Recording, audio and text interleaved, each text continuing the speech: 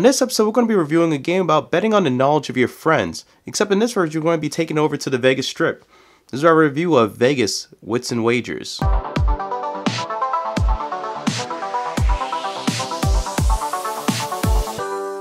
Hi, I'm Gary Pope and this is Late to the Table. On this episode, we're going to be reviewing Vegas, Wits and Wagers. Now, this game's not even out yet. It's actually on Kickstarter and it's actually been running for about a couple weeks now. And we actually got into the situation to actually be able to review this game. Actually, in fact, this is going to be my channel's first review, actually. Before the review starts, I'd like to give a thanks to Bruce from North Star Games for making this happen. And also thanks to the Dice Tower guys for hosting a convention where a lot of these reviews are taking place at. And also the Portal Gaming Store in Manchester, Connecticut, which also hosts a couple of these interviews as well. And before we start, just give a heads up, no one was paid, there was no products distributed for people to do these interviews. This is all purely just for fun. And also just to note, this is actually going to be the smallest scale in terms of how I do these reviews. Actually in the future, I'm actually planning on trying to have be a minimum of 8 people involved in these interviews. And just to also mention, on some of these interviews, the audio is a bit messed up.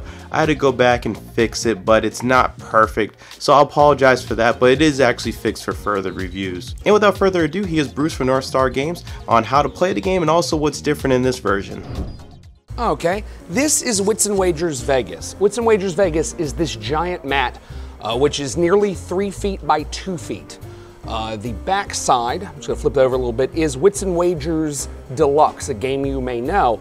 We're gonna talk about Wits and Wagers Vegas.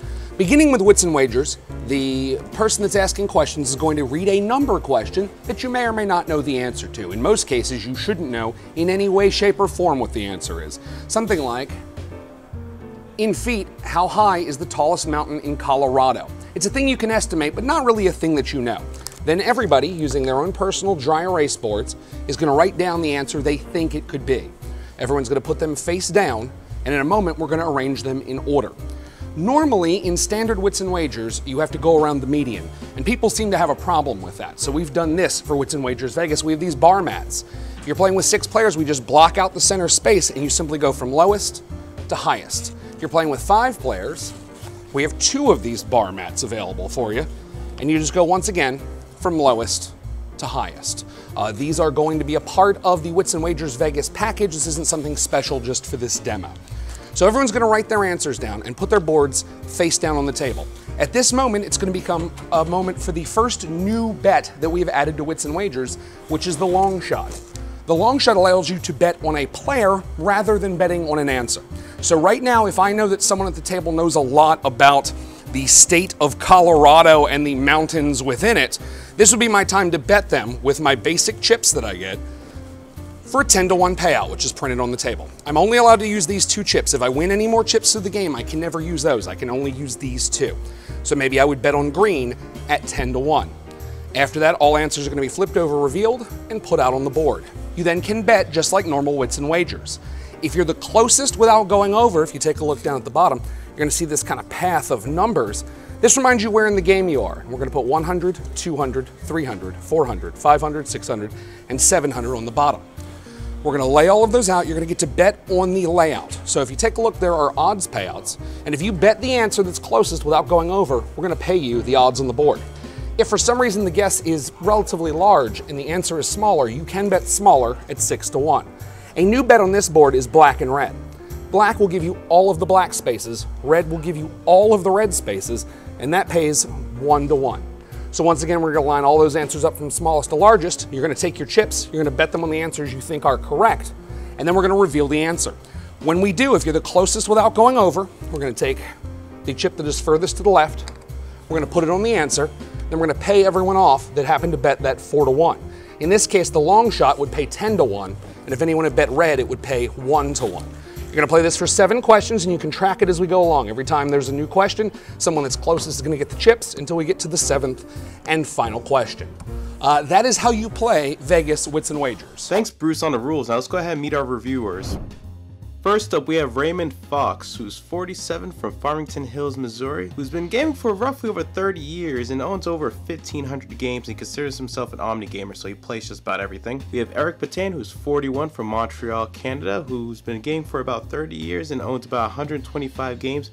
considers himself an omni gamer. He plays just about everything. We have Dave T, who's 37 from Vancouver, Canada. He's been gaming for over 30 years and owns about 650 games. He considers himself also an omni gamer, and he also hosts a lot. Last but not least, we have the Brant, who's 35 years old from East Hampton, Connecticut. He's been gaming for roughly about 28 years now. He owns about 250 games. He considers himself an omni gamer, and he also hosts the Portal Gaming podcast, which is on the Dice Tower Network. What I love about Wits and Wagers Vegas is the new part. So it gives you new options and things to bet on. It's something you know you want, even if you don't necessarily know exactly what it is. I like that casino style, you know, betting all on black, all on red. It gives you, or sort of going all in and putting some, you know, these long shot bets even before you see the answers. You can kind of have that element of, ooh, you know, I may not get a whole bunch of questions right, but I'm going to get one of those long shots, and it just gives a team something else to go for, even if they're not able to get everything right. At the end of the day, it's just a fun party game, so that's a great new element that they've added. I'd never played a Wits and Wagers game before, ever, and just after a quick explanation, it was really easy to understand and get into. The questions were ridiculously hard, which actually made it more fun, because it was like, I did not do well. I won $0. But I did have a lot of fun. I mean, really, this is just an expansion of the components, and I think they are absolutely fantastic. Cardboard chits are all thick and done really well. The artwork's good. The playmat's nice and vibrant. For the components, I find the quality of the mat was really nice. I liked all the bits. Everything seemed to work really nicely.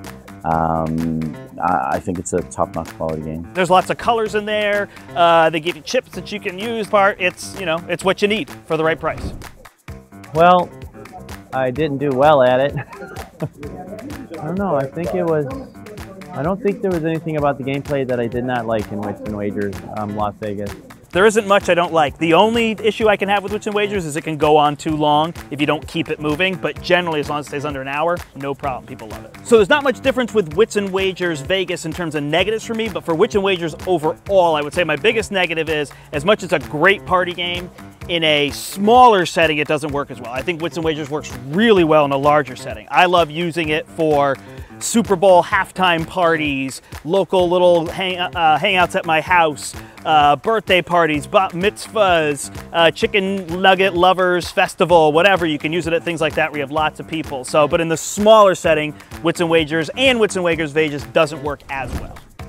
The only competitor, I think, to this sort of light social trivia game would be something more like something that North Star puts out that's more like a get-to-know-you game, which is Say Anything. Say Anything, the fun part about that is that you can come up with a really funny, you know, my kids have come up with hysterical answers to some questions that had us, you know, talking about it for weeks.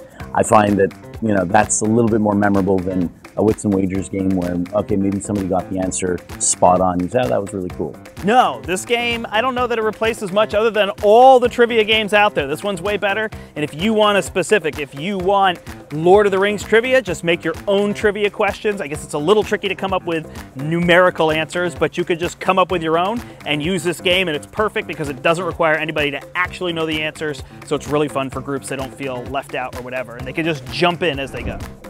Yes, I would definitely buy the game. I like the new betting options that are added to the game. I will definitely be kickstarting the new expansion for Wits and Wagers. I really like that man. Just the bling factor has already sold me on it. I would buy Wits and Wagers Vegas edition. Yes, I would definitely buy. I'll probably buy the original Wits and Wagers, and then I'll look to see, you know, what kind of expansions and stuff they have, and maybe pick something from there too. Well, I believe I rated the out of 10. I believe I rated the original Wits and Wagers a 6.5. So I think that this would bring it up at least half a point to 7, maybe even 7.5 for certain situations. I would rate it a 7 out of 10. I think I would give Wits and Wagers Las Vegas an 8. I think I enjoyed it. There was more to it to me than the other games I played today, and felt like I had more fun doing it, even though I did very poorly. I would rate Wits and Wagers Vegas a 9 out of 10. It is an excellently wonderful party game. It is super fun, and a great time is had by all. That is Vegas Wits and Wagers. And because of our reviewers, we're going to be giving this game an 8 out of 10. And that was our review of Vegas Wits and Wagers. Be sure to check out the Kickstarter, which is actually on its last couple days now. And also be sure to post in the comments down below what you did and didn't like about this review structure. And also make note that there are already things being addressed in future reviews, such as the audio quality, female reviewers, a bigger age group difference, and other various things. But I'd like to hear from you guys. But regardless, I hope you enjoyed that review. This is Gary Pope from Late to the Table. Peace, y'all. See you. Thanks for watching Late to the Table. This episode is brought to you by my go-to place for upgrades and accessories for your favorite tabletop games, Top Shelf Gamer.